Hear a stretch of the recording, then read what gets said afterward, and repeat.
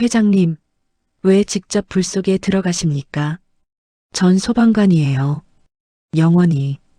회장님, 안 됩니다. 너무 위험합니다. 비켜요. 안에 아직 사람이 있습니다. 대원들이 들어갔습니다. 회장님은 여기 계셔야 합니다. 저 사람들 내 동료입니다. 내가 가야 합니다. 지금 불길이 너무 셉니다. 1000도가 넘습니다. 그래도 갑니다. 소방관은 그럴 때 들어가는 겁니다. 회장님, 제발요. 목숨을 잃을 수도 있습니다. 목숨이 아까우면 이 일을 하면 안 됐죠. 문 열어주세요. 정장 위에 방화복을 걸친 남자가 화염 속으로 뛰어들었습니다.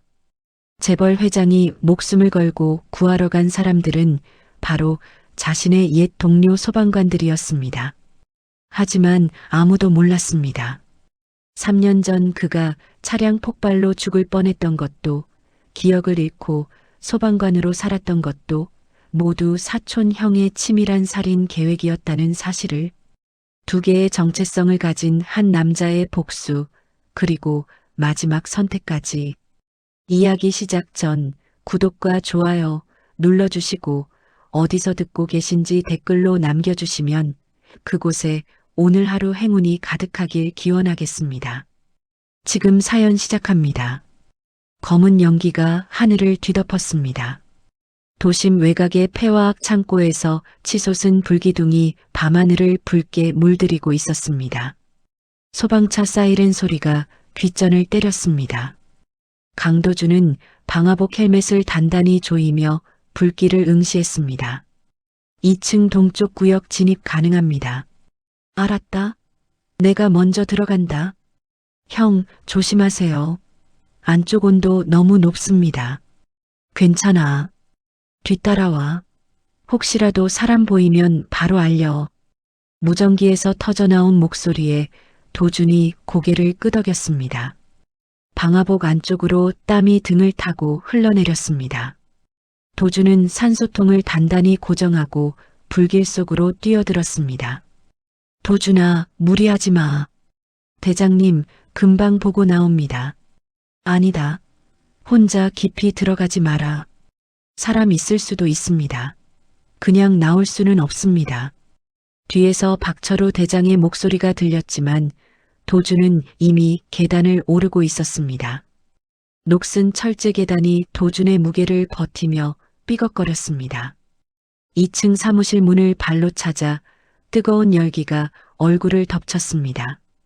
헬멧 안쪽 온도계가 80도를 가리켰습니다. 안에 누구 있습니까? 들리면 소리 내세요. 소방관입니다. 괜찮습니까? 대답하세요. 도준은 주위를 둘러보았습니다. 책상 위로 불길이 번지고 있었습니다. 서류들이 재가 되어 공중으로 날아올랐습니다. 천장에서 시멘트 조각이 떨어졌습니다. 벽에 금이 가고 있었습니다. 젠장, 시간이 없어. 형, 안쪽 괜찮아요? 괜찮다. 아직 버틸만하다. 빨리 확인하고 나와요. 천장 무너질 것 같습니다. 도준은 바닥을 훑었습니다. 생존자가 있을 가능성은 희박했지만 확인은 해야 했습니다. 그때 책상 아래에서 무언가 반짝이는 것이 보였습니다. 도준은 몸을 숙여 손을 뻗었습니다. 재와 먼지를 헤치자 작은 펜던트가 손에 잡혔습니다. 티타늄 특유의 차가운 무게감이 느껴졌습니다. 불에 그을린 흔적조차 없는 깨끗한 은빛 표면이었습니다. 순간 도준의 머릿속에 섬광이 스쳤습니다. 고급 승용차의 앞유리, 쏟아지는 불꽃, 누군가의 비명소리, 귀를 찢는 폭발음, 타오르는 화염. 으악! 형? 무슨 일입니까? 괜찮아요? 다친 겁니까? 도준은 펜던트를 놓칠 뻔했습니다. 손이 심하게 떨렸습니다. 이마에서 식은땀이 흘러내렸습니다. 헬멧 안쪽이 김으로 뿌옇게 흐려졌습니다. 도준이 형, 괜찮아요? 괜찮아. 잠깐 어지러웠다. 지금 나와야 합니다. 여기 위험합니다. 그래, 나간다. 바로 내려간다. 후배 소방관이 계단 아래에서 소리쳤습니다. 목소리에 다급함이 묻어났습니다. 괜찮아. 지금 내려간다. 도주는 펜던트를 방화복 안쪽 주머니에 깊숙이 넣고 사무실을 빠져나왔습니다. 천장이 무너지는 소리가 등 뒤에서 들렸습니다. 도주는 계단을 뛰어내려가 건물 밖으로 나왔습니다. 폐에 신선한 공기가 가득 찼습니다. 새벽 공기가 폐를 채웠습니다. 도주는 헬멧을 벗고 머리를 감싸쥐었습니다. 아까 본 장면이 자꾸 떠올랐습니다. 도대체 저게 뭐였을까? 꿈이었을까? 환각이었을까? 수고했다, 도준아. 대장님, 얼굴이 하얗다. 어디 다친 데 없냐? 괜찮습니다. 숨이 좀 찼습니다. 정말 괜찮아? 무리한 거 아니냐? 박철우가 다가와 어깨를 두드렸습니다. 56세의 베테랑 구조대장답게 얼굴에는 그을음이 가득했지만 눈빛만은 여전히 날카로웠습니다. 대장님, 저 안에 사람 없었죠? 없었어. 다 확인했다. 정말 한 명도 없습니까? 그래. 걱정 마라. 창고 주인도 연락이 안 된다더라.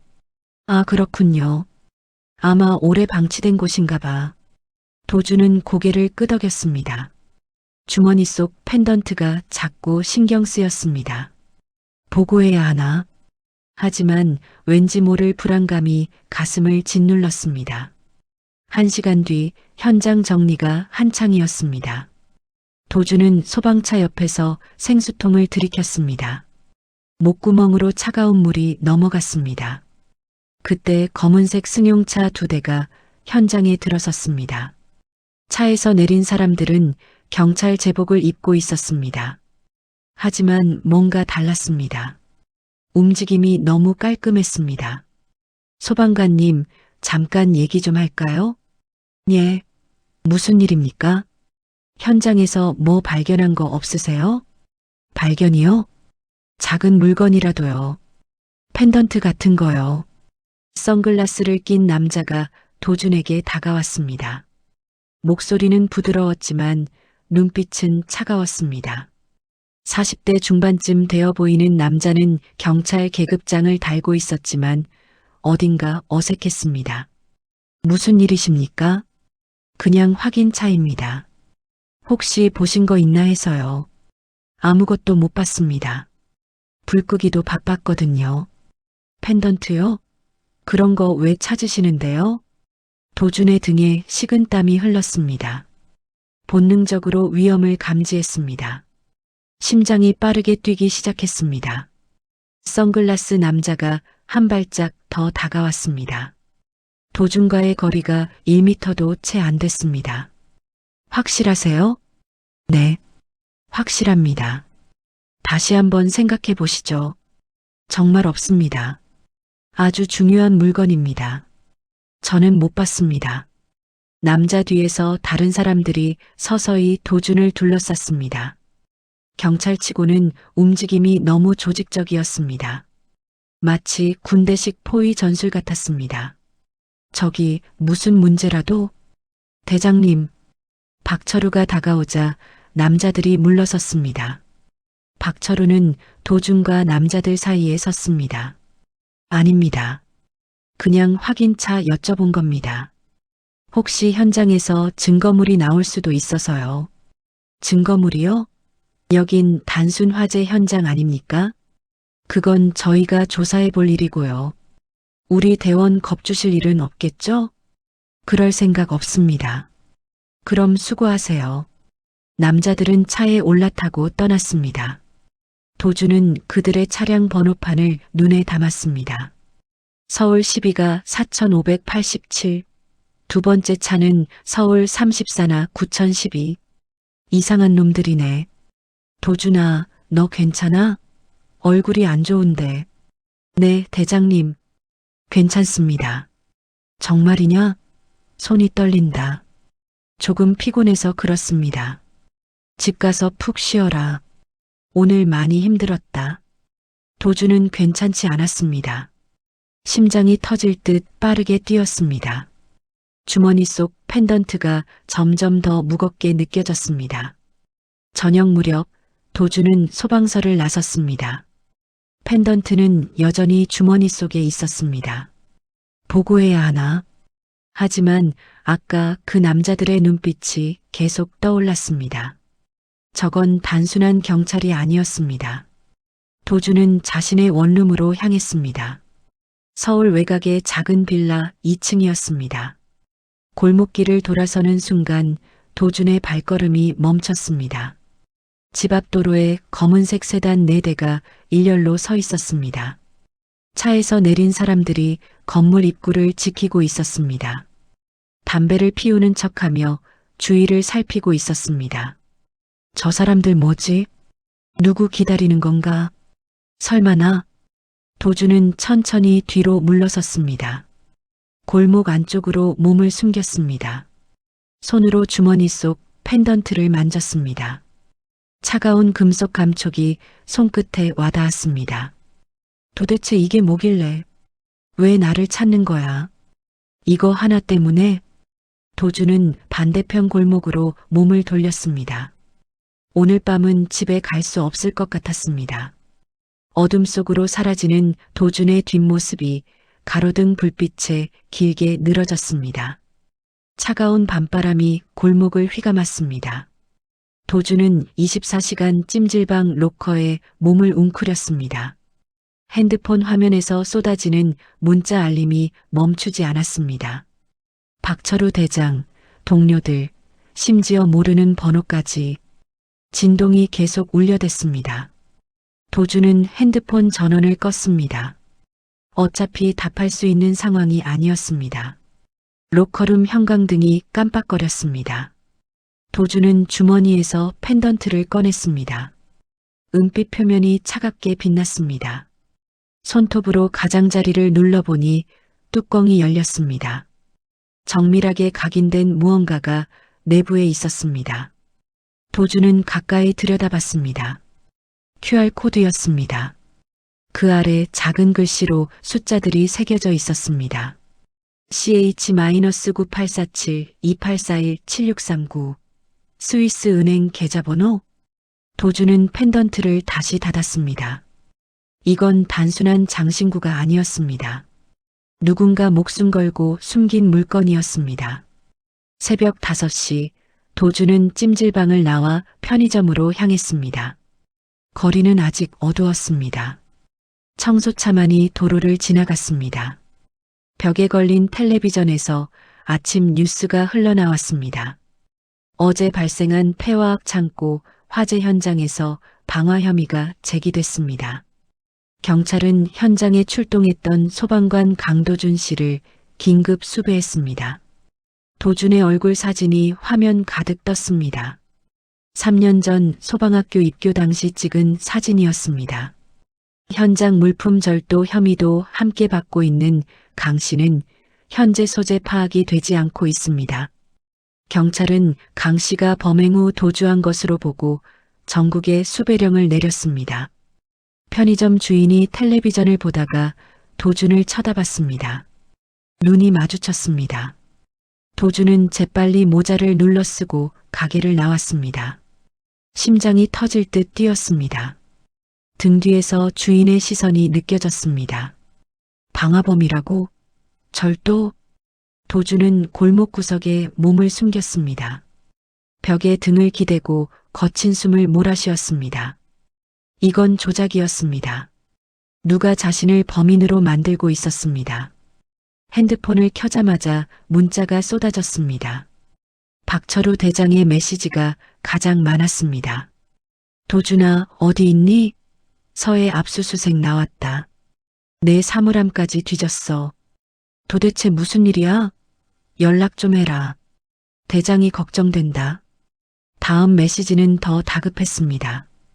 경찰이 너를 방화범으로 몰고 있어. 말도 안 되는 소리야. 내가 믿는다. 어디 있는지만 알려줘. 도주는 답장을 쓰려다 멈췄습니다. 대장님까지 위험에 빠뜨릴 순 없었습니다. 그때 낯선 번호로 문자가 왔습니다. 펜던트 내놔. 안 그러면 내 소방서 동료들도 같이 엮인다. 박철우부터 시작할까? 도준의 손에 힘이 들어갔습니다. 핸드폰 화면이 삐걱거렸습니다. 플라스틱 케이스에 금이 갔습니다. 이 새끼들이. 도준은 주변을 둘러봤습니다. 어디선가 자신을 지켜보고 있다는 느낌이 들었습니다. CCTV가 골목 입구를 향하고 있었습니다. 빗방울이 떨어지기 시작했습니다.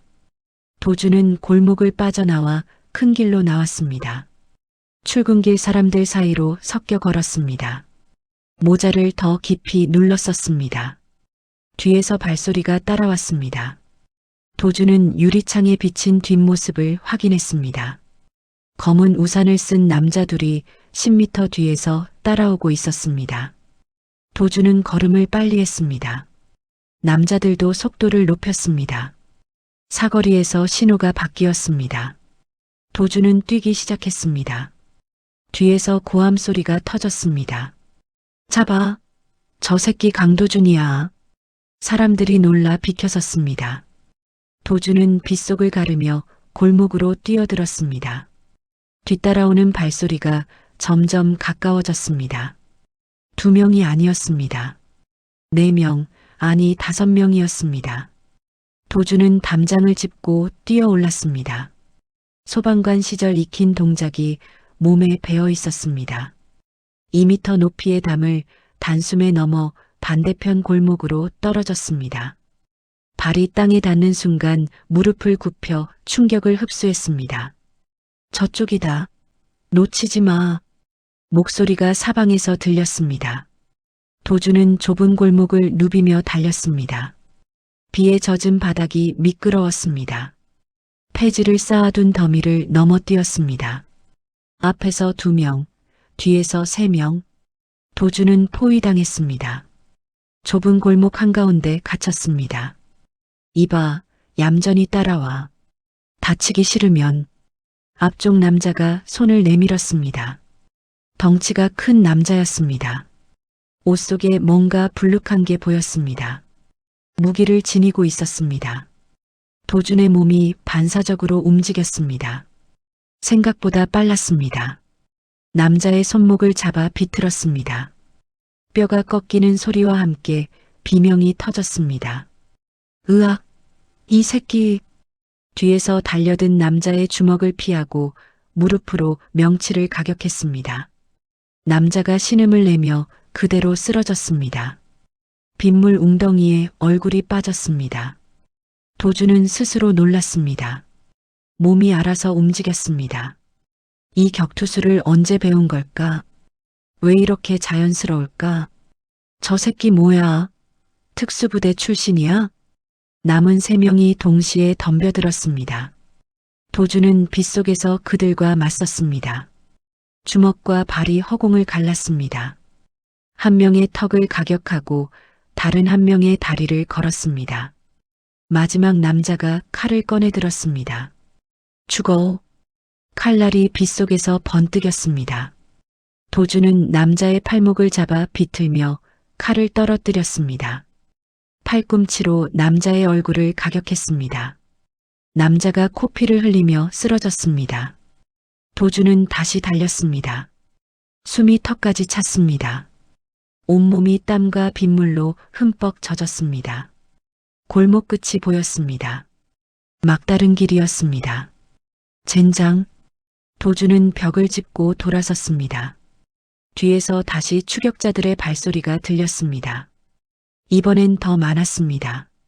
그때 골목 입구에 검은색 세단이 미끄러지듯 멈춰 섰습니다. 타이어가 빗물을 튀겼습니다. 뒷좌석 문이 열렸습니다. 타요, 빨리. 여자 목소리였습니다. 낯설지만 어딘가 절박한 목소리였습니다.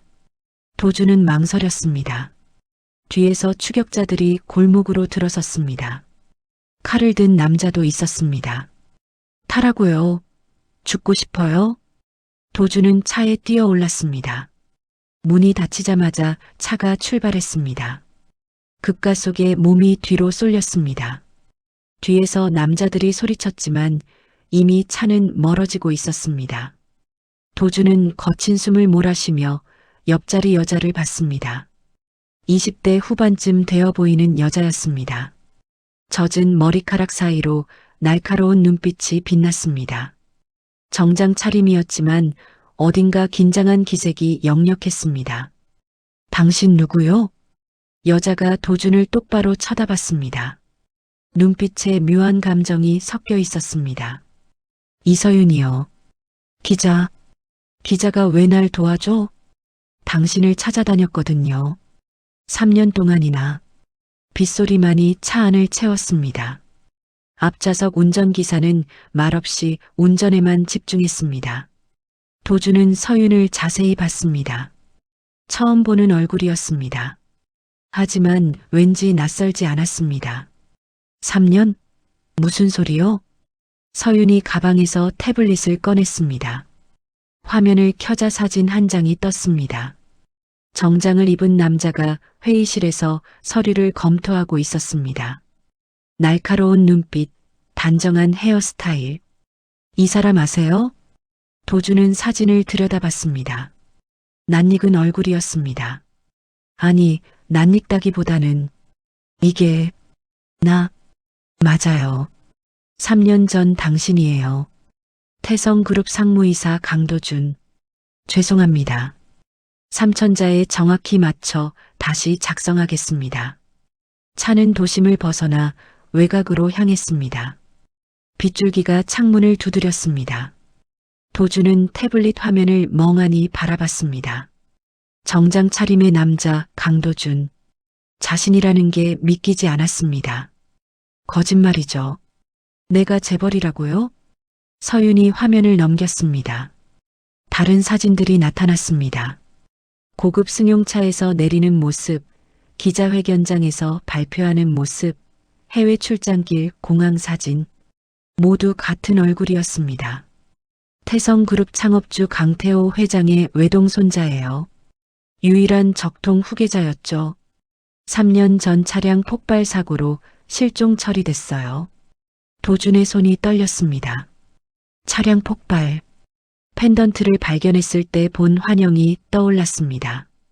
불타는 차, 비명, 폭발음. 그게 사고가 아니었다는 거죠? 살해 시도였어요. 누군가 당신을 제거하려 했어요. 완벽하게 성공한 줄 알았겠죠. 시신도 못 찾았으니까. 차가 한적한 주택가에 멈췄습니다. 2층짜리 단독주택이었습니다. 담장 너머로 정원이 보였습니다. 서윤이 먼저 내렸습니다. 들어와요. 여긴 안전해요. 제 외할머니 집인데 지금은 비어 있어요. 도주는 차에서 내려 주위를 살폈습니다. 주택가는 조용했습니다. CCTV도 보이지 않았습니다. 가로등 불빛만이 빗속을 밝히고 있었습니다. 집안은 아늑했습니다. 오래된 가구들이 정갈하게 놓여 있었습니다. 거실 한쪽 벽면에 화이트보드가 있었습니다. 사진들과 메모들이 빼곡히 붙어 있었습니다. 도준의 사진, 태성그룹 관련 기사, 인물관계도 붉은 실로 연결된 복잡한 관계망이었습니다. 3년 동안 당신을 찾았어요. 전국병원, 요양원, 심지어 노숙자 쉼터까지 다 뒤졌죠. 포기하지 않았어요. 서윤이 부엌에서 커피를 내왔습니다. 김이 모락모락 올라왔습니다. 도주는 커피를 받아들었습니다. 따뜻한 온기가 손으로 전해졌습니다. 왜요? 왜 그렇게까지 날 찾은 거죠? 난 당신을 기억도 못하는데. 서윤이 잠시 망설이다 입을 열었습니다. 목소리가 떨렸습니다. 우린 약혼자였어요. 정략 결혼이었지만 태성그룹과 제 아버지 회사를 연결하는 거래였죠. 도주는 커피를 마시다 멈췄습니다. 약혼자라고요? 네. 처음엔 저도 싫었어요. 강요된 결혼이었으니까. 하지만 당신은 달랐어요. 따뜻했어요. 재벌답지 않게. 서윤의 목소리가 잠겼습니다. 눈가가 붉어졌습니다. 손으로 눈물을 훔쳤습니다. 사고 소식을 듣고 미칠 것 같았어요. 시신도 없이 실종이라니. 장례식에서 빈관을 보면서 울었어요. 그런데 믿기지 않았어요. 당신이 그렇게 쉽게 죽을 사람이 아니었거든요. 도주는 커피잔을 내려놓았습니다. 서윤을 바라봤습니다. 낯선 여자였지만 진심이 느껴졌습니다. 그래서 혼자 조사를 시작했어요. 기자가 된 것도 그 때문이에요. 사고 기록, 목격자, 경찰 보고서 전부 뒤졌어요. 뭔가 이상했어요. 증거가 너무 깔끔하게 정리됐어요. 마치 누가 의도적으로 정리한 것처럼. 도주는 주머니에서 펜던트를 꺼냈습니다. 테이블 위에 올려놓았습니다. 은빛 표면이 조명을 반사했습니다. 이것 때문에 쫓기고 있어요. 이게 뭔지 알아요? 서윤이 펜던트를 집어들었습니다. 눈을 크게 떴습니다. 손이 떨렸습니다. 이건 김 비서님 거예요. 틀림없어요. 이 문양, 태성그룹 창립 기념으로 만든 거예요. 김 비서? 김영수. 당신 전담 비서였어요. 10년 넘게 곁을 지킨 사람이죠. 사고 직후 실종됐어요. 모두 도주했다고 생각했어요. 비겁하다고 욕했죠. 서윤이 펜던트를 열었습니다. QR코드와 계좌번호를 확인했습니다. 얼굴이 굳어졌습니다. 이 안에 뭔가 있을 거예요. 김 비서님이 목숨 걸고 지킨 증거. 그래서 도망친 게 아니었어요. 당신을 지키려고. 서윤은 노트북을 켰습니다. QR코드를 스캔했습니다. 화면에 파일이 열렸습니다. 녹취록, 계좌이체 내역, 비밀 계약서, 수백 개의 파일이 폴더를 가득 채웠습니다. 세상에, 이건 서윤의 얼굴이 창백해졌습니다. 뭐예요? 강민석이에요. 당신 사촌형. 사고 후 회장 자리를 차지했죠. 이 자료들 보세요. 비자금 조성, 횡령, 배임. 심지어 살인 교사까지 다 있어요. 녹취록 파일을 재생했습니다. 남자의 목소리가 스피커로 흘러나왔습니다. 차갑고 냉혹한 목소리였습니다. 도준이를 없애. 깔끔하게. 사고로 위장해서. 회장님, 그건 너무 위험합니다. 경찰 수사가. 내가 회장이라고 했어. 도준이만 없으면 태성은 내 거야. 방법은 네가 알아서 해. 실패하면 넌 끝이야. 도준의 주먹이 떨렸습니다. 강민석? 그 이름이 머릿속에 박혔습니다. 분노가 치밀어 올랐습니다. 김 비서님이 이걸 듣고 도망쳤나 봐요. 당신을 살리기 위해 증거를 확보하려고. 그럼 김 비서는 어디 있어요? 지금 어디 있죠? 서윤이 고개를 숙였습니다. 목소리가 떨렸습니다. 폐화학 창고. 거기서 발견된 시신이 김 비서님이에요. 오늘 아침 신원 확인 기사 봤어요. 강민석이 입을 막은 거예요. 증거를 되찾으려고. 도주는 자리에서 일어났습니다. 창밖을 바라봤습니다. 비는 여전히 내리고 있었습니다. 빗방울이 창문을 타고 흘러내렸습니다. 그럼 난 뭐였어요? 3년 동안 기억도 없이 살았는데 소방관이 된 것도 동료들도 박철호 대장님도 전부 의미 없는 거였어요? 서윤이 다가왔습니다. 도준의 어깨에 손을 올렸습니다. 아니에요. 그건 진짜였어요. 당신이 선택한 삶이었어요. 비록 기억을 잃었지만 당신은 사람들을 구했어요. 진짜 영웅이었어요. 도준은 주먹을 쥐었습니다. 손톱이 손바닥에 박혔습니다. 피가 날 정도로 세게 쥐었습니다. 강민석? 그 자식이 날 죽이려 했고 김 비서까지 죽였어요. 이제 내 동료들까지 위협하고 있고 더 이상 참을 수 없어요. 어떻게 할 거예요? 도준이 서윤을 돌아봤습니다. 눈빛이 변했습니다. 차갑고 날카로웠습니다. 3년 전 재벌의 눈빛이었습니다. 되찾을 거예요. 내 자리를. 그리고 강민석을 무너뜨릴 거예요. 법정에 세울 거예요.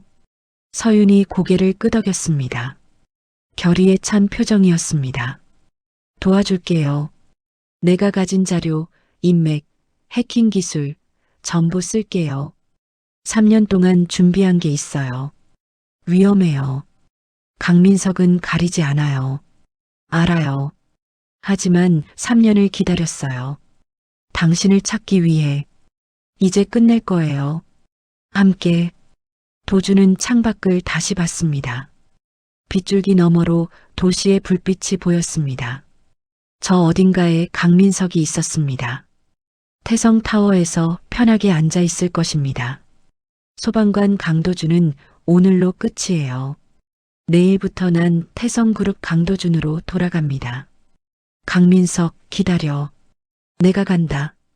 서윤이 도준의 손을 잡았습니다. 따뜻한 온기가 전해졌습니다. 환영해요. 진짜 당신으로. 함께 싸워요. 밤은 깊어갔습니다. 거실의 불빛만이 어둠을 밝히고 있었습니다. 화이트보드에 붙은 강민석의 사진이 그림자 속에서 흔들렸습니다. 복수가 시작되고 있었습니다.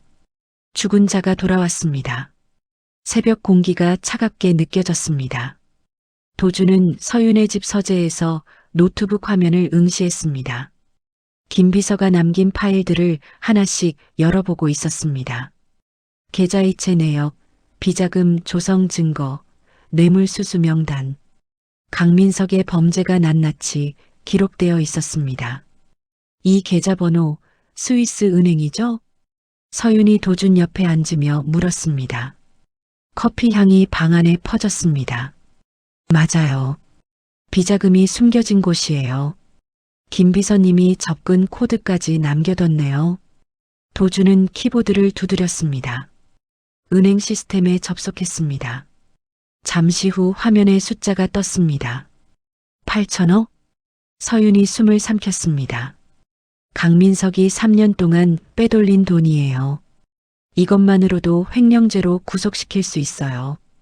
도주는 파일을 USB에 복사했습니다. 증거는 여러 곳에 나눠 보관해야 했습니다. 이제 어떻게 할 거예요? 경찰에 고발? 아니요. 강민석은 경찰도 매수했어요. 이 녹취록 들어봐요. 도준이 다른 파일을 재생했습니다. 경찰청장님, 잘 부탁드립니다. 제 자리를 지켜주시면 보답하겠습니다. 회장님, 믿으셔도 됩니다. 불편한 일은 없을 겁니다. 서윤의 얼굴이 굳었습니다. 그럼 어떡해요? 직접 움직여야 해요. 강민석의 약점을 하나씩 무너뜨리고 마지막엔 공개석상에서 끝장을 봐야 해요. 도주는 펜던트 안쪽에 적힌 좌표를 확인했습니다. 북위 37도, 동경 127도. 이 좌표 어디죠? 서윤이 지도를 켰습니다. 좌표를 입력하자 위치가 표시됐습니다. 경기도 외곽, 폐공장 지대네요. 여기에 뭐가 있을까요? 가봐야 알겠죠. 김 비서님이 남긴 마지막 단서일 거예요. 해가 떠올랐습니다. 도주는 서윤의 차를 타고 좌표가 가리킨 장소로 향했습니다. 도시를 벗어나자 황량한 들판이 펼쳐졌습니다. 폐공장들이 군데군데 보였습니다. 저기에요. 서윤이 차를 세웠습니다. 낡은 창고 하나가 덩그러니 서 있었습니다. 문은 녹슬어 있었고 창문은 깨져 있었습니다. 도주는 차에서 내렸습니다. 창고 문을 열자 삐걱거리는 소리가 났습니다. 안은 어두웠습니다. 서윤이 손전등을 켰습니다. 조심해요. 바닥이 불안정해 보여요. 두 사람은 천천히 안으로 들어갔습니다. 먼지가 자욱했습니다. 구석에 철제 캐비닛이 보였습니다. 도준이 캐비닛을 열었습니다. 안에 두꺼운 서류 뭉치가 있었습니다. 장부였습니다. 비자금 세탁 장부예요. 돈이 어떻게 흘러갔는지 전부 기록되어 있어요. 서윤이 장부를 넘겼습니다. 페이지마다 빼곡한 숫자들이 적혀 있었습니다. 이건 결정적 증거예요. 강민석을 완전히 무너뜨릴 수 있어요. 도주는 장부를 가방에 넣었습니다. 그때 밖에서 차 소리가 들렸습니다. 여러 대였습니다. 들켰어요. 서윤이 창문으로 밖을 내다봤습니다. 검은 SUV 5대가 창고를 에워쌌습니다. 남자들이 우르르 내렸습니다. 뒷문으로 도준이 서윤의 손을 잡고 달렸습니다. 창고 뒤편으로 빠져나갔습니다. 하지만 거기에도 남자들이 기다리고 있었습니다. 강도준, 끝이야. 얌전히 따라와. 선글라스 낀 남자가 권총을 꺼냈습니다. 도준은 서윤을 등 뒤로 감쌌습니다. 총까지 들고 다녀요? 경찰 흉내는 그만두세요. 경찰? 우린 강민석 회장님 밑에서 일하는 사람들이야. 넌 이미 죽은 사람이고. 남자가 방아쇠를 당기려는 순간 도준이 옆에 있던 철제 파이프를 집어 던졌습니다. 파이프가 남자의 손목을 강타했습니다. 총이 바닥에 떨어졌습니다. 도준은 재빨리 달려들어 남자를 제압했습니다. 다른 남자들이 달려들었습니다. 도준의 몸이 반사적으로 움직였습니다. 주먹과 발이 정확하게 급소를 가격했습니다. 서윤 씨, 차로. 서윤이 차 쪽으로 뛰었습니다. 도준은 남자들을 하나씩 쓰러뜨렸습니다. 마지막 남자를 제압하고 차에 올라탔습니다. 출발해요. 차가 급발진했습니다. 뒤에서 총성이 울렸습니다. 뒷유리에 금이 갔습니다. 괜찮아요? 네, 괜찮아요. 계속 가요. 서윤은 악셀을 밟았습니다. 차는 비포장도로를 달렸습니다. 뒤따라오던 SUV들이 점점 멀어졌습니다. 1시간 뒤 두 사람은 서울 시내 카페에 앉아 있었습니다. 도준은 장부를 펼쳤습니다. 이제 과거 이사진들에게 연락할 차례예요. 저를 지지했던 사람들이 있어요. 기억나요? 아니요. 하지만 이 장부에 이름이 있어요. 강민석에게 피해를 본 사람들이죠. 도준은 휴대폰을 꺼냈습니다. 첫 번째 전화를 걸었습니다. 여보세요. 이한주 이사님이십니까? 전화기 너머로 놀란 목소리가 들렸습니다. 누구십니까? 강도준입니다. 돌아왔습니다. 침묵이 흘렀습니다. 그리고 떨리는 목소리가 들렸습니다. 도준 도련님, 정말 살아계셨습니까? 네. 만나서 얘기하고 싶습니다. 강민석을 끌어내릴 방법을 알고 있습니다. 어디로 가면 됩니까? 당장 가겠습니다. 도준은 약속 장소를 정했습니다. 전화를 끊고 서윤을 봤습니다. 시작됐어요. 이제 하나씩 무너뜨릴 거예요. 저녁, 도준은 서윤의 집 욕실에 섰습니다. 거울 속 자신을 봤습니다. 덥수룩한 수염이 얼굴을 덮고 있었습니다. 도준은 면도기를 들었습니다. 수염이 하나씩 깎여나갔습니다. 3년 동안 키운 흔적이 사라졌습니다. 거울 속에서 낯선 얼굴이 드러났습니다. 아니, 낯설지 않았습니다. 사진 속 그 얼굴이었습니다. 서윤이 정장을 가져왔습니다. 검은색 수트와 흰 셔츠, 넥타이. 입어봐요. 도준은 정장을 입었습니다. 거울 앞에 섰습니다. 재벌 3세 강도준이 돌아왔습니다. 눈빛이 달라졌습니다. 차갑고 날카로웠습니다. 완벽해요. 서윤이 넥타이를 고쳐줬습니다. 손이 떨렸습니다. 무서워요? 아니요. 설레요. 드디어 시작이니까. 도준은 서윤의 손을 잡았습니다.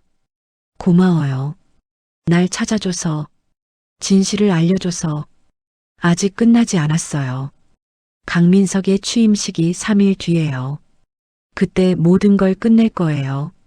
도준은 고개를 끄덕였습니다. 창밖으로 태성타워가 보였습니다. 저 꼭대기에 강민석이 있었습니다. 기다려라, 강민석. 내 차례가 왔다. 밤하늘에 별이 빛났습니다. 복수의 칼날이 갈리고 있었습니다. 태성타워 앞은 인파로 가득했습니다. 언론사 취재진들이 카메라를 들고 늘어서 있었습니다. 강민석의 정식 회장 취임식이 열리는 날이었습니다.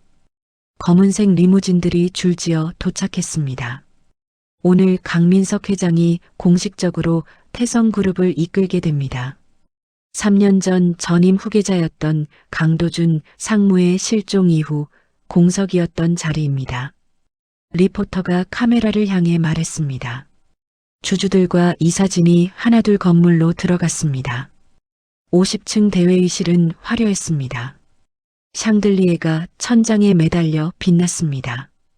주주 500명이 자리를 채웠습니다. 단상 위에 강민석이 서 있었습니다.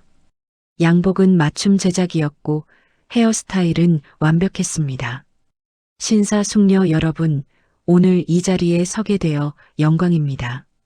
강민석이 마이크를 잡았습니다. 목소리에 자신감이 넘쳤습니다. 태성그룹은 새로운 시대를 맞이합니다. 제 지휘 아래 더욱 성장할 것입니다.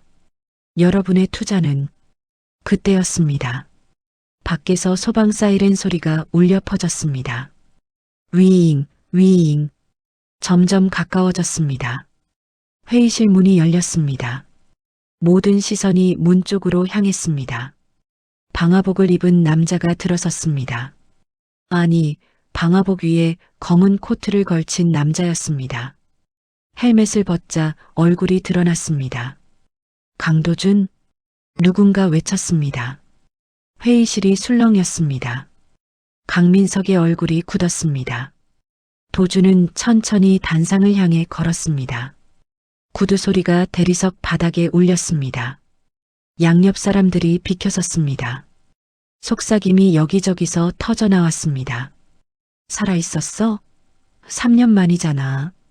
저게 정말 강도준이야? 도준은 단상 앞에 섰습니다. 강민석과 눈이 마주쳤습니다. 오랜만이네요, 형. 도준의 목소리는 차갑고 낮았습니다. 또 도준이? 어떻게? 강민석이 뒤로 물러섰습니다. 손이 떨렸습니다. 놀랐어요? 죽은 줄 알았죠? 차 폭발로 깔끔하게 처리했다고 생각했을 텐데. 회의실이 조용해졌습니다. 모두가 숨을 죽이고 지켜봤습니다. 무슨 소리를 하는 거야? 너 사고로. 사고? 이게 사고처럼 보여요? 도준이 손을 들었습니다. 서윤이 회의실 뒤편에서 노트북을 조작했습니다. 대형 스크린에 영상이 떴습니다. 강민석의 목소리가 스피커로 흘러나왔습니다. 도준이를 없애. 깔끔하게. 사고로 위장해서. 회장님, 그건 내가 회장이라고 했어. 도준이만 없으면 태성은 내 거야. 회의실이 웅성거렸습니다. 주주들이 강민석을 쳐다봤습니다. 플래시가 터졌습니다. 이건 조작이야. 누가 만든 거야? 강민석이 소리쳤습니다. 얼굴이 새하얗게 질렸습니다. 조작이라고요? 그럼 이것도 조작인가요? 스크린이 바뀌었습니다. 비자금 세탁 장부가 나타났습니다. 계좌번호, 이체 내역, 수령인 명단. 3년 동안 8천억을 빼돌렸어요. 스위스 은행 계좌에 숨겨뒀죠. 김영수 비서가 목숨 걸고 지킨 증거예요. 김영수는 배신자야. 거짓말쟁이고. 배신자? 형이 죽인 사람을 그렇게 부르는 거예요? 폐화학 창고에서 발견된 시신, 그게 김 비서예요. 형이 입을 막으려고 죽인 거죠. 강민석은 말문이 막혔습니다. 땀이 이마에 맺혔습니다. 넥타이를 잡아당겼습니다. 도준은 주머니에서 서류를 꺼냈습니다. 단상 위로 던졌습니다. 서류가 강민석의 발 앞에 떨어졌습니다. 유전자 검사 결과예요. 제가 강도준이라는 증거죠. 국립과학수사연구원에서 발급받았어요. 의심하면 다시 검사해도 돼요. 강민석은 서류를 집어들었습니다. 손이 덜덜 떨렸습니다. 글자가 눈에 들어오지 않았습니다. 인정해요, 형. 날 죽이려 했다는 거. 회장 자리가 그렇게 탐났어요? 나는 말해봐요. 왜 날 죽이려 했어요? 도준이 소리쳤습니다. 목소리가 회의실을 가득 채웠습니다. 강민석은 주저앉았습니다. 무릎이 꺾였습니다. 얼굴을 두 손으로 감쌌습니다. 항상 내 그늘이었어. 할아버지도 이사들도 전부 너만 봤어. 난 투명 인간이었어. 목소리가 떨렸습니다. 눈물이 흘렀습니다. 그래서 죽이려고? 사람을 죽여? 미안해. 미안하다, 도준아. 그때 회의실 문이 열렸습니다. 경찰들이 들어왔습니다. 수갑을 들고 있었습니다. 강민석 씨 살인 교사 및 횡령 혐의로 긴급 체포합니다. 경찰이 강민석에게 수갑을 채웠습니다. 찰칵. 차가운 쇠소리가 울렸습니다. 강민석은 끌려가며 도준을 봤습니다. 눈빛에 후회가 가득했습니다. 도준아, 정말 미안해. 용서해줘. 도준은 대답하지 않았습니다. 그저 차갑게 바라볼 뿐이었습니다. 강민석이 회의실을 떠났습니다. 플래시가 미친 듯이 터졌습니다. 기자들이 소리쳤습니다. 강도준 씨, 한 말씀 해주세요. 3년 동안 어디 계셨습니까? 회장직을 승계하실 건가요? 도준은 단상 위로 올라갔습니다. 비어있는 회장석 앞에 섰습니다. 의자를 쓰다듬었습니다. 할아버지가 앉았던 자리였습니다. 천천히 앉았습니다. 주주들이 박수를 쳤습니다. 박수 소리가 점점 커졌습니다. 회의실 전체가 울렸습니다. 도준은 마이크를 잡았습니다. 태성그룹은 새로 시작합니다. 비리를 척결하고 투명하게 운영하겠습니다. 제 모든 것을 걸고 약속합니다. 박수가 다시 터졌습니다. 서윤이 뒤편에서 미소 지었습니다. 눈물이 흘렀습니다. 3년 만에 귀환이었습니다. 창밖으로 서울 시내가 내려다 보였습니다. 햇살이 유리창을 통해 쏟아졌습니다. 새로운 시작이었습니다. 회장 취임 이틀 뒤 도준은 태성타워 집무실에 앉아 있었습니다. 책상 위에 서류 더미가 쌓여 있었습니다.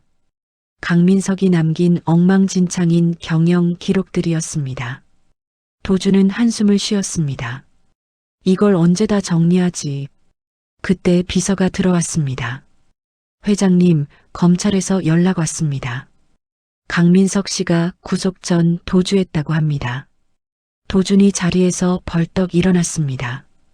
뭐라고요? 어떻게 도주를 해요? 호송 중에 탈출했다고 합니다. 공범이 있었던 것 같습니다. 도준은 창밖을 봤습니다. 불안한 예감이 들었습니다. 강민석은 궁지에 몰린 쥐처럼 위험했습니다. 핸드폰이 울렸습니다. 모르는 번호였습니다. 도준은 전화를 받았습니다. 여보세요? 도준아, 나야. 강민석의 목소리였습니다. 거친 숨소리가 섞여 있었습니다. 형, 지금 어디예요? 자수해요. 더 이상 도망칠 곳 없어요. 자수? 웃기지 마. 난 이미 끝났어. 하지만 너도 끝낼 거야. 목소리에 광기가 섞여 있었습니다. 무슨 소리예요? 태성에너지 저장소 알지? ESS 시설. 거기 냉각 시스템을 해킹했어. 1시간 후면 폭발해. 도준의 얼굴이 굳었습니다. 미쳤어요? 거기 폭발하면 도심 절반이 날아가요. 알아. 그래서 재밌잖아. 아, 참고로 내 소방관 친구들 거기 있어. 박철우 대장이랑. 심장이 멎는 것 같았습니다. 대장님이요? 응급 신고 들어가서 출동했더라. 근데 문이 잠겼네? 이상하지? 지금 안에 갇혀 있어. 네가 사랑하는 소방관들과 함께 죽어라, 도준아. 전화가 끊겼습니다. 도준은 재킷을 집어들었습니다. 비서님, 헬기 준비하세요. 지금 당장. 네. 어디로 가시는데요? 태성 ESS 저장소요. 빨리요. 도주는 복도를 뛰었습니다. 엘리베이터를 타고 옥상으로 올라갔습니다. 헬기 엔진이 돌아가고 있었습니다. 회장님, 위험합니다. 경찰에 맡기세요. 비서가 말렸습니다. 시간이 없어요. 도주는 헬기에 올랐습니다. 조종사가 놀란 표정으로 물었습니다. 어디로 가십니까? 태성 ESS 저장소요. 최대 속도로. 헬기가 떠올랐습니다. 서울 시내가 발 아래로 펼쳐졌습니다. 15분 뒤 저장소가 보였습니다. 거대한 원통형 건물이었습니다. 주위로 연기가 피어오르고 있었습니다. 소방차 세대가 건물을 에워싸고 있었습니다. 저기 내려주세요. 헬기가 착륙했습니다. 도주는 뛰어내렸습니다. 현장 지휘관이 달려왔습니다. 누구십니까? 민간인은 출입 금지입니다. 태성그룹 회장 강도준입니다. 안에 우리 직원들이 갇혀 있어요. 알고 있습니다. 하지만 문이 안 열립니다. 원격으로 잠금 해제가 안 돼요. 폭발까지 얼마나 남았어요? 30분입니다. 냉각 시스템이 완전히 다운됐습니다. 온도가 계속 올라가고 있습니다. 도주는 건물을 올려다봤습니다. 창문 너머로 불빛이 깜빡였습니다. 누군가 손전등을 흔들고 있었습니다. 대장님, 도주는 소리쳤습니다. 무전기 소리가 들렸습니다. 여기 박철우다. 도준아, 너 왜 여기 왔어?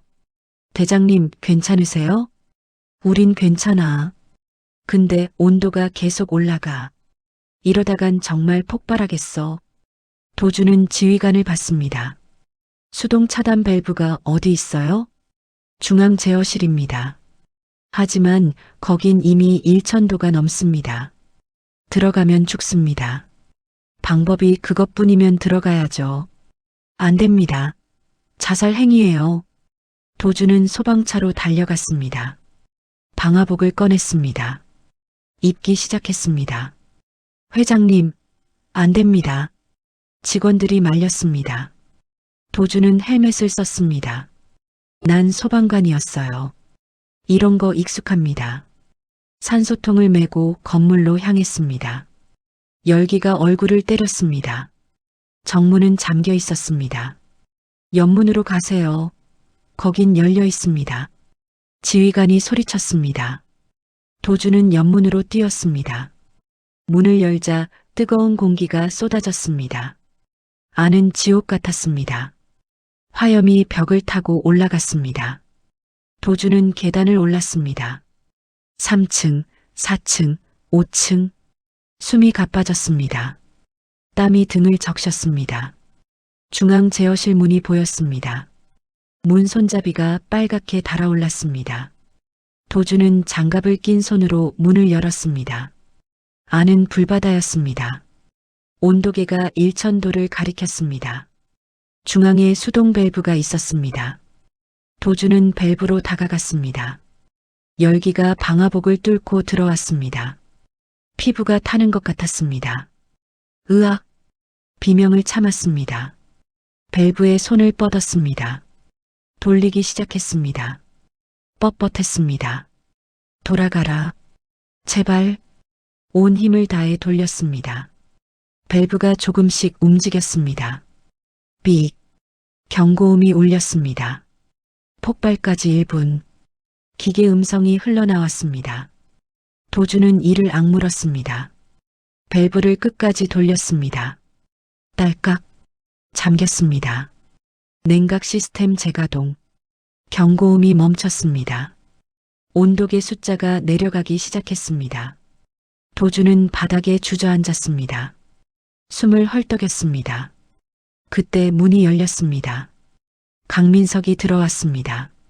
손에 철제 파이프를 들고 있었습니다. 역시 너답네. 끝까지 영웅 행세야. 얼굴이 온통 그을음 투성이었습니다. 눈빛은 미쳐 있었습니다. 형, 그만해요. 이미 끝났어요. 끝? 아니야. 너만 죽으면 끝나는 거야. 강민석이 파이프를 휘둘렀습니다. 도주는 몸을 굴렸습니다. 파이프가 바닥을 내리쳤습니다. 도주는 일어나 강민석과 맞섰습니다. 주먹이 오갔습니다. 둘은 불길 속에서 싸웠습니다. 도준의 주먹이 강민석의 턱을 가격했습니다. 강민석이 비틀거렸습니다. 파이프를 떨어뜨렸습니다. 끝이에요, 형. 도준이 강민석의 멱살을 잡았습니다. 천장이 무너졌습니다. 불덩어리가 쏟아졌습니다. 나가야 해요. 도준은 강민석을 끌고 문으로 향했습니다. 계단을 내려갔습니다. 건물이 흔들렸습니다. 곳곳에서 폭발음이 들렸습니다. 1층 출구가 보였습니다. 도준은 마지막 힘을 다해 뛰었습니다. 강민석을 끌고 밖으로 나왔습니다. 쓰러졌습니다. 하늘이 빙글빙글 돌았습니다. 회장님, 누군가 달려왔습니다. 박철우였습니다. 대장님, 이 바보야. 왜 들어온 거야? 박철우가 도준을 안았습니다. 눈물이 흘렀습니다. 사람들, 괜찮아요? 다 살았어. 내 덕분에. 도준은 미소 지었습니다. 의식이 흐려졌습니다. 눈을 뜨자 하얀 천장이 보였습니다. 소독약 냄새가 코를 찔렀습니다. 병원이었습니다.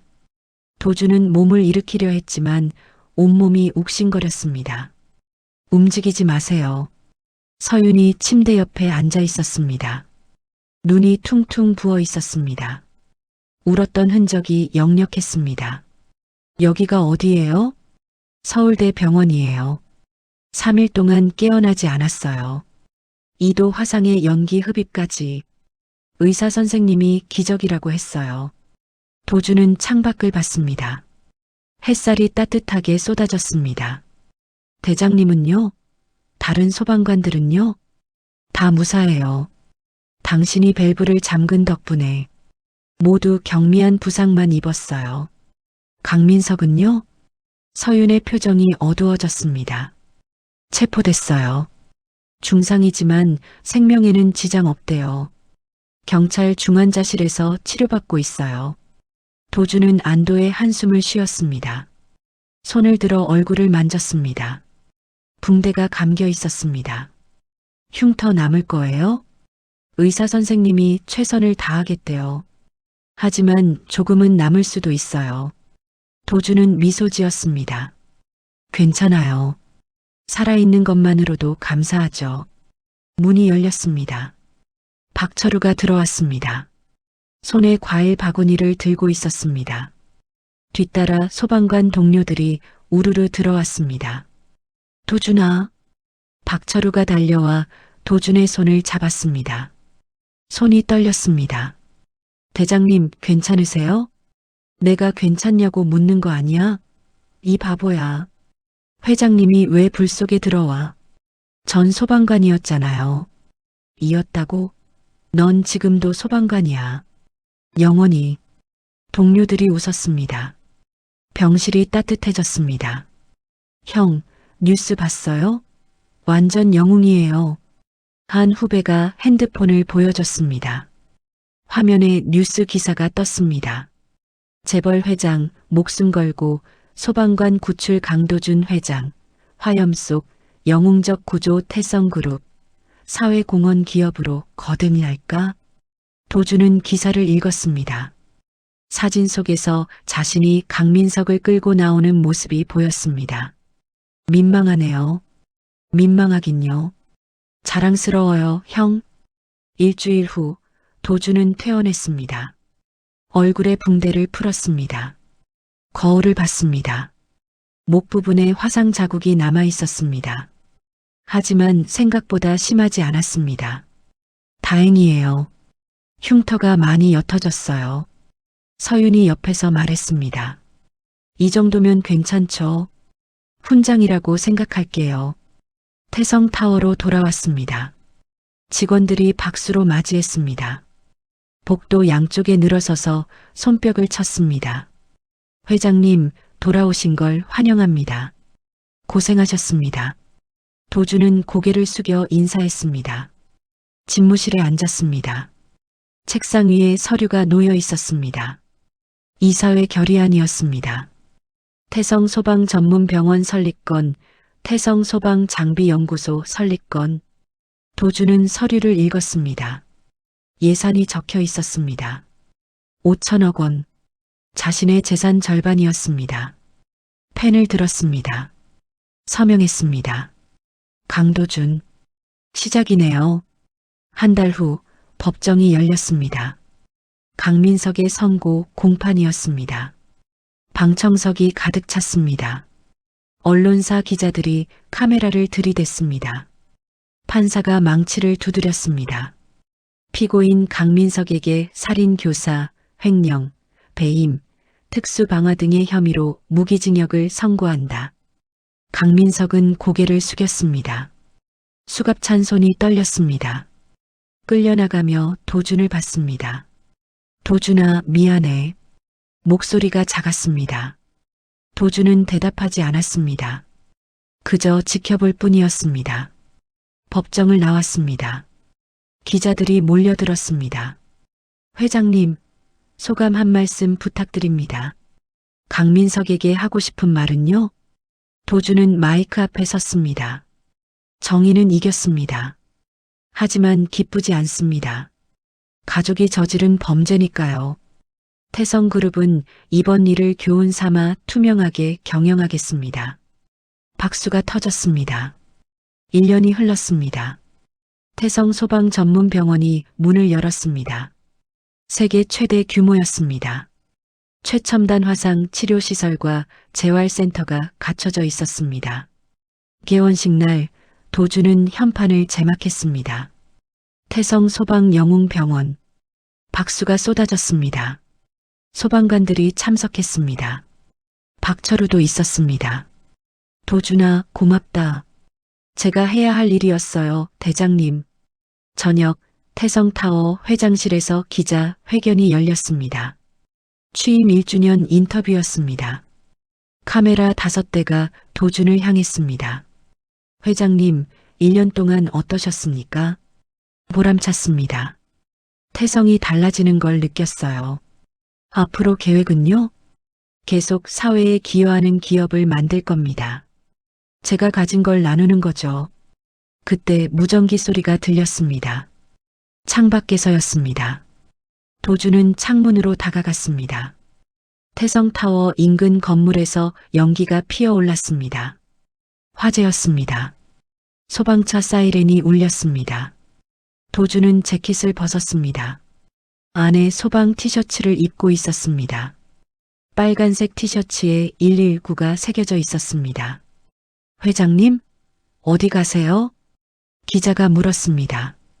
도주는 책상 서랍을 열었습니다. 소방 헬멧을 꺼냈습니다. 쓰고 돌아섰습니다. 일하러 갑니다. 네, 지금 화재 현장에요? 전 회장이기 전에 소방관이거든요. 도주는 웃으며 달려나갔습니다. 복도를 뛰었습니다. 엘리베이터를 탔습니다. 1층 로비로 내려왔습니다. 직원들이 놀란 눈으로 바라봤습니다. 회장이 소방 헬멧을 쓰고 뛰어가는 모습을. 밖으로 나갔습니다. 소방차가 도로를 질주했습니다. 도주는 손을 들어 차를 세웠습니다. 저 좀 태워주세요. 소방차 문이 열렸습니다. 박철우가 고개를 내밀었습니다. 도준아, 대장님 같이 갑시다. 도주는 차에 올랐습니다. 소방차가 출발했습니다. 사이렌이 울렸습니다. 회장 수트를 입은 남자가 아니었습니다. 소방 티셔츠를 입은 강도준이었습니다. 불을 끌어가는 영웅이었습니다. 서울 하늘 위로 연기가 피어올랐습니다. 하지만 두려움은 없었습니다. 불을 끄는 사람들이 있었으니까.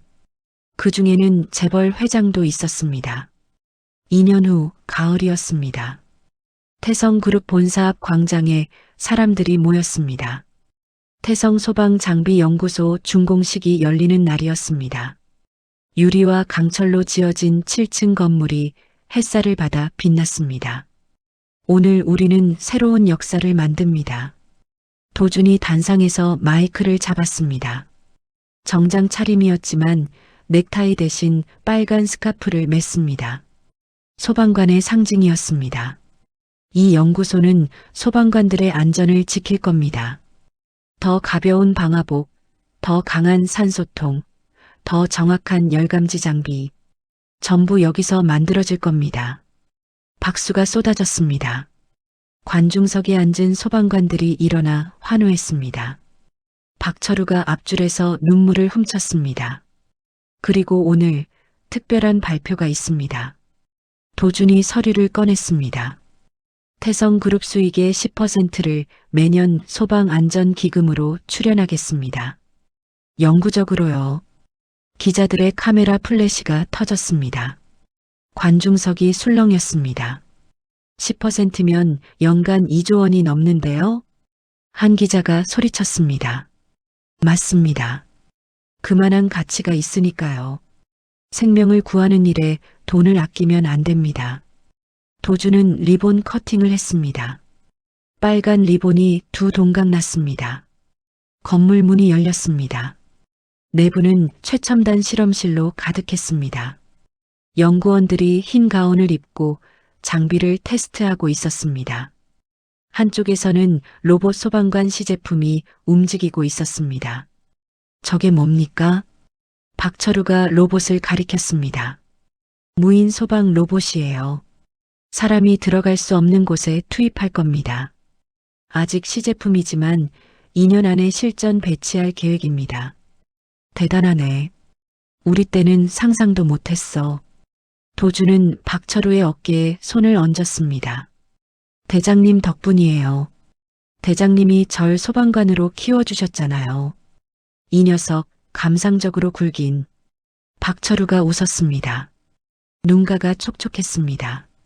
저녁 준공식 만찬이 열렸습니다.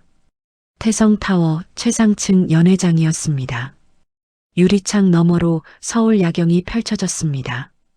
200명의 하객이 모였습니다. 소방관, 기업인, 정치인, 언론인. 도준은 서윤과 함께 테이블을 돌며 인사했습니다. 서윤은 우아한 드레스를 입고 있었습니다. 회장님, 약혼 소식 축하드립니다. 한 기업인이 말했습니다. 고맙습니다. 다음 달이면 결혼합니다. 도준이 서윤의 손을 잡았습니다. 서윤이 미소 지었습니다. 오래 기다렸어요. 4년이나. 미안해요. 정신없었죠? 괜찮아요. 당신이 하는 일 보는 게 행복했으니까. 두 사람은 창가로 걸어갔습니다. 도시의 불빛이 반짝였습니다. 저기 보여요? 작년에 지은 소방서예요. 도준이 멀리 건물을 가리켰습니다. 태성이 기부한 거죠? 네. 이제 전국에 50개 더 짓고 있어요. 낙후된 지역부터요. 서윤은 도준을 바라봤습니다. 눈빛이 따뜻했습니다. 당신 정말 변했어요. 아니, 원래 이런 사람이었던 거겠죠. 3년 전 사고가 전화위복이었나 봐요. 소방관으로 살면서 배운 게 많아요. 진짜 중요한 게 뭔지. 그때 비서가 다가왔습니다. 회장님, 법무부 장관님이 인사하고 싶으시답니다. 지금 갈게요. 도준이 일어서려는데 서윤이 손을 잡았습니다. 잠깐만요. 이것부터. 서윤이 작은 상자를 꺼냈습니다. 열자 펜던트가 들어 있었습니다. 은빛 티타늄 펜던트. 김 비서가 남긴 그것이었습니다. 이거 보관하고 있었어요? 네. 수리했어요. 당신이 차야 해요. 서윤이 펜던트를 도준의 목에 걸어줬습니다. 김 비서님이 지킨 거예요. 당신의 목숨과 진실을 잊지 말아요. 도준은 펜던트를 만졌습니다. 차갑고 단단했습니다. 잊지 않을게요.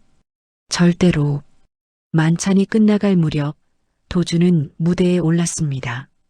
마지막 인사를 할 차례였습니다. 여러분, 오늘 와주셔서 감사합니다. 마이크를 잡았습니다. 목소리가 연회장에 울렸습니다. 저는 운이 좋은 사람입니다. 2번 태어났으니까요. 한 번은 재벌로, 한 번은 소방관으로. 둘 다 제게 소중한 인생입니다. 사람들이 귀 기울였습니다. 재벌로 산다는 건 책임입니다. 가진 것을 나눠야 한다는. 소방관으로 산다는 건 헌신입니다. 남을 위해 뛰어드는 것. 전 이 2가지를 합치려고 합니다. 평생. 박수가 터졌습니다. 태성은 이제 단순한 기업이 아닙니다. 사회를 지키는 방패입니다. 약한 사람들을 돕는 손입니다. 이걸 약속합니다. 제가 숨 쉬는 한 기립박수가 이어졌습니다. 도주는 고개를 숙여 인사했습니다. 밤 11시 만찬이 끝났습니다. 사람들이 하나둘 떠났습니다. 도주는 연회장 창가에 홀로 서 있었습니다. 넥타이를 풀었습니다. 서윤이 다가왔습니다. 피곤하죠? 조금요. 하지만 뿌듯해요. 집에 갈까요? 조금만 더 있어요. 이 풍경이 좋아서. 2 사람은 나란히 섰습니다. 서울의 밤이 눈앞에 펼쳐졌습니다. 삐빅, 삐빅. 도준의 핸드폰에서 알림이 울렸습니다. 재난 문자였습니다. 강남구 대치동 아파트 화재 발생. 119 출동 중. 도준의 표정이 굳었습니다. 서윤이 화면을 봤습니다. 설마. 도준은 재킷을 벗었습니다. 안에 소방 티셔츠를 입고 있었습니다. 항상 입고 다녔습니다. 미안해요. 가봐야 할 것 같아요. 지금 회장님이 직접 가요? 네. 제가 할 수 있는 일이니까. 도주는 사무실로 달려갔습니다. 책상 서랍을 열었습니다. 소방 헬멧과 장갑을 꺼냈습니다. 벽에 걸린 방화복도 집었습니다. 엘리베이터를 타고 1층으로 내려갔습니다. 로비를 가로질렀습니다. 경비원들이 놀란 표정으로 쳐다봤습니다. 밖으로 나가자 차가 대기하고 있었습니다. 운전기사가 문을 열었습니다. 대치동으로요. 빨리요. 네, 회장님. 차가 출발했습니다. 도주는 뒷좌석에서 방화복을 입었습니다. 헬멧을 무릎에 올려놓았습니다. 15분 후 현장에 도착했습니다.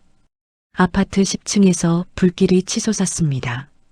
소방차 5대가 물을 뿌리고 있었습니다. 구급차 사이렌이 울렸습니다. 도주는 차에서 뛰어내렸습니다. 현장으로 달려갔습니다. 저기요. 민간인은 접근 금지입니다. 한 소방관이 막았습니다. 전 강도준입니다. 도와줄게요. 강도준? 그 유명한 회장님? 네. 소방교 출신이기도 하고요. 소방관이 놀라 입을 벌렸습니다. 그때 박철우가 달려왔습니다. 도준아, 너 왜 또 여기 와? 대장님, 사람 다 나왔어요? 10층에 할머니 한 분이 남아 계셔. 거동이 불편하셔서 못 나오셨대. 도주는 헬멧을 썼습니다. 제가 가겠습니다. 안 돼. 너 회장이잖아. 전 소방관이에요, 대장님. 영원히. 도주는 산소통을 메고 건물로 뛰어갔습니다. 계단을 올랐습니다. 연기가 자욱했습니다. 10층 복도가 보였습니다. 할머니, 계세요? 외쳤습니다. 안쪽에서 기침 소리가 들렸습니다.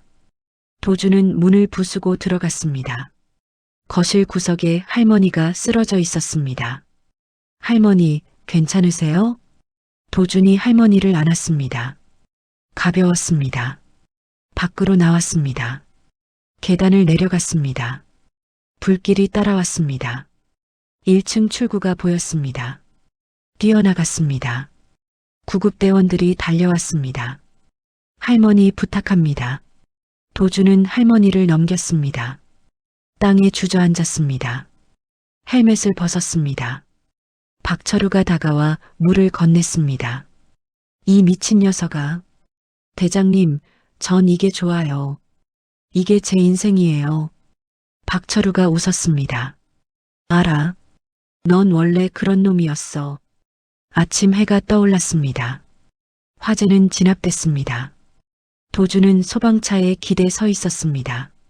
방화복이 그을음 투성이었습니다. 기자들이 몰려왔습니다. 회장님, 왜 직접 구조 활동을 하신 겁니까? 도주는 카메라를 봤습니다. 미소 지었습니다. 전 태성그룹 회장입니다. 동시에 대한민국 소방관입니다. 둘 다 제 정체성이에요. 앞으로도 계속 그럴 겁니다. 평생 이렇게 사실 건가요? 네. 불을 끄는 경영자로요. 세상에 불을 끄고 사람들을 구하는 사람으로요. 카메라 플래시가 터졌습니다. 그을음 묻은 얼굴, 소방 헬멧, 그리고 환한 미소. 그 사진은 다음날 모든 신문 일면을 장식했습니다. 불을 끄는 재벌 강도준. 도주는 태성타워로 돌아왔습니다. 씻고 정장으로 갈아입었습니다. 하지만 아내는 여전히 소방 티셔츠를 입었습니다. 항상 그랬습니다. 회장 집무실에 앉았습니다. 서류를 검토했습니다. 하지만 책상 옆에는 소방 헬멧이 놓여 있었습니다. 언제든 쓸 수 있게. 창밖으로 서울이 보였습니다. 평화로웠습니다. 하지만 도주는 알았습니다. 어디선가 누군가 도움을 기다리고 있다는 것을, 그리고 자신은 언제든 달려갈 준비가 되어 있다는 것을. 재벌이든 소방관이든 강도준은 강도준이었습니다. 사람을 구하는 사람. 불길 속에서 찾은 낡은 펜던트 하나가 기억의 빗장을 풀고 평범한 소방관을 거대 기업의 주인이자 정의의 심판자로 다시 태어나게 했습니다. 강도준 회장의 이야기는 여기서 끝이 나지만 그가 남긴 메시지는 분명합니다. 자신이 누구인지 어떤 위치에 있든 본질을 잊지 않는다면 그 삶 자체가 가장 뜨거운 감동이 된다는 사실을 말이죠. 가장 높은 곳인 재벌 회장의 집무실과 가장 낮은 곳인 화재 현장의 잿더미를 오가는 그의 발걸음은 아마 지금 이 순간에도 멈추지 않았을 겁니다. 수트 아래에 항상 소방 티셔츠를 입고 다니는 그처럼 우리도 겉모습 너머에 자신만의 진정한 가치 하나쯤은 품고 살아가고 있는지 되돌아보게 됩니다. 복수보다 더 위대한 건 결국 타인을 구하는 헌신이었다는 이 뜨거운 사연, 여러분은 어떻게 보셨나요? 도준과 서윤의 앞날에 더 이상 연기자욱한 불길이 아닌 밝은 햇살만이 가득하기를 빌어봅니다. 이야기를 끝까지 들어주신 분이 계시다면 잘 들었다고 댓글 하나만 남겨주세요. 감사합니다.